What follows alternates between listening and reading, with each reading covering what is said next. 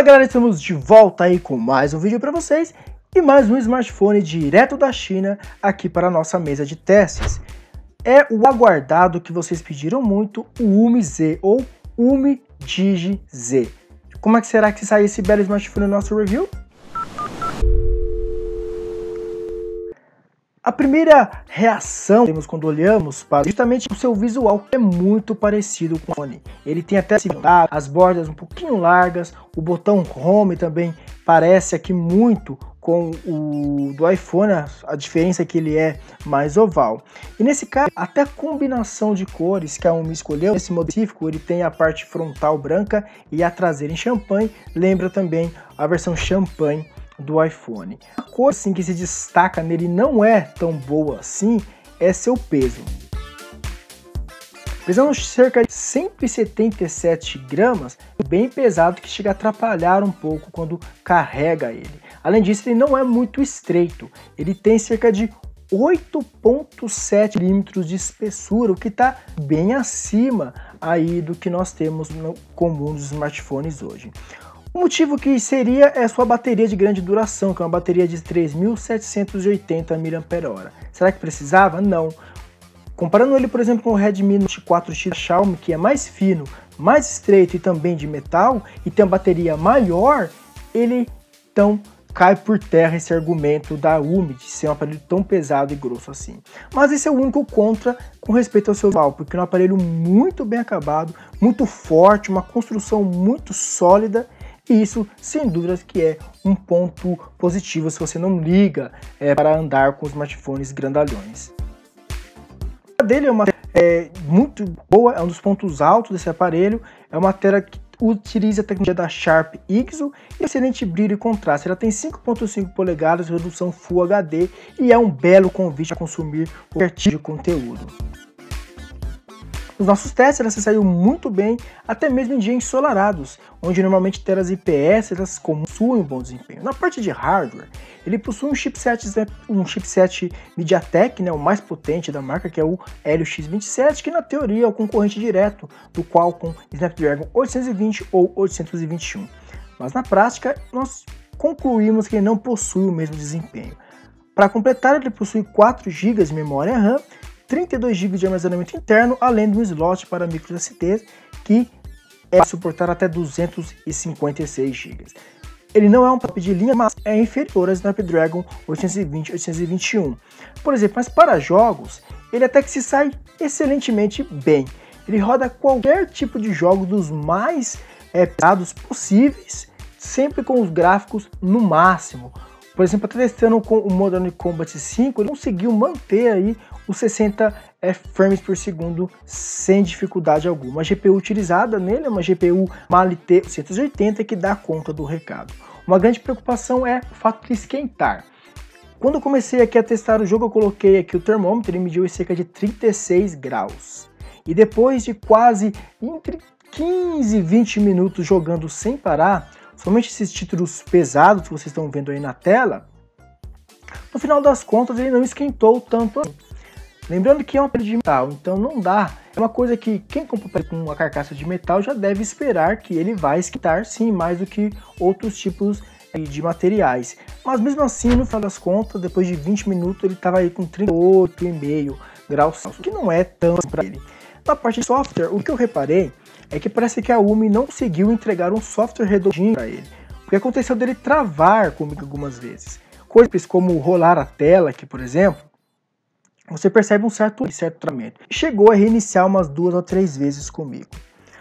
O que parece é que a UMI simplesmente pegou aquele Android puro, que tanta gente gosta, mas não otimizou ele para ser utilizado no seu aparelho. Talvez com algumas atualizações isso possa melhorar até mesmo o desempenho dele. Eu não estou dizendo que atrapalhe o uso dele, mas eu esperava mais um aparelho com 4 GB de memória RAM e um processador tão potente como é o Helio X27. Ele roda aqui o Android 6.0.1, então está rodando o Android Marshmallow, e a UMI ela garantiu que vai ter uma atualização para o Nougat via OTA, mas não tem uma data específica.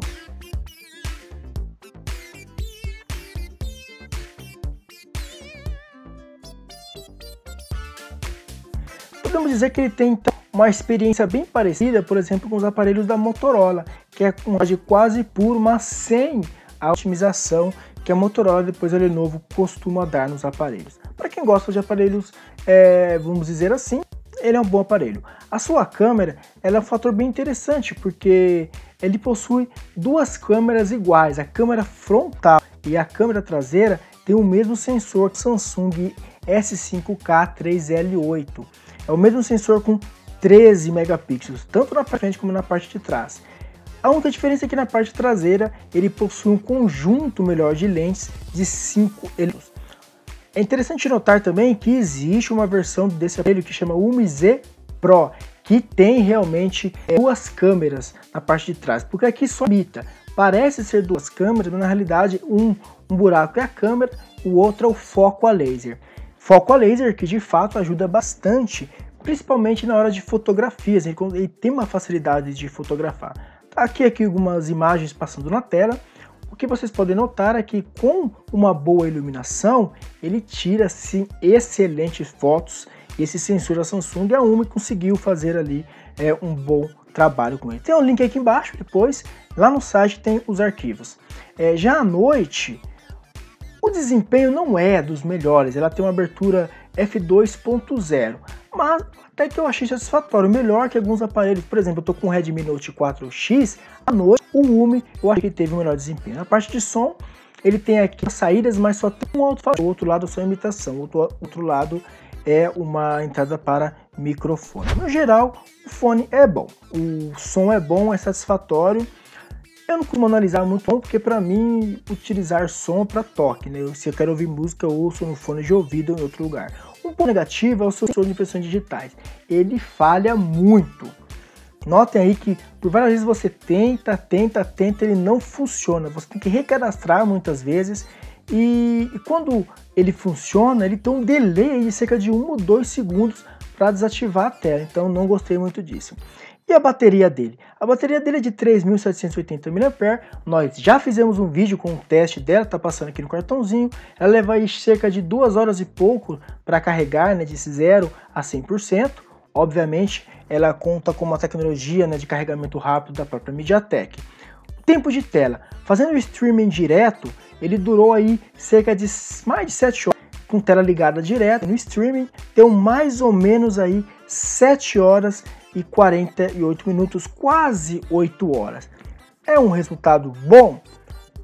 Comparando com seus concorrentes, como por exemplo o Redmi Note 4X, eu achei pouco. Não é muito bom essa bateria. Então você tem um aparelho com uma carcaça grande, um aparelho grosso, e mesmo assim você não tem um desempenho bom, poderia ser melhor essa bateria. Mas no geral, pessoal, é um smartphone, não vou dizer excelente, é um smartphone bom. Sinceramente, eu esperava mais dele. Era para ser um high-end, um top de linha, mas principalmente a questão do software, eu vi que a Umi ela não soube otimizar. Isso já aconteceu, por exemplo, eu já testei o Umi Super e eu vi também que não foi boa a otimização de software da Umi. Então, no geral, a Umi vem pecando um pouquinho, mas ela não é uma marca top lá na China, é uma marca que tem muito a melhorar. Então é isso aí, pessoal. Espero que vocês tenham gostado do vídeo. Se gostaram, não esqueçam de dar aquele like aqui embaixo. Isso ajuda muito ao canal crescer e trazendo mais smartphones para vocês. Se você ainda não fez, se inscreva no nosso canal. Tem vídeos passando aqui na tela, vídeos sugeridos pelo próprio YouTube. Se quiser continuar navegando no nosso canal, basta clicar em um deles. E fiquem com Deus e até a próxima.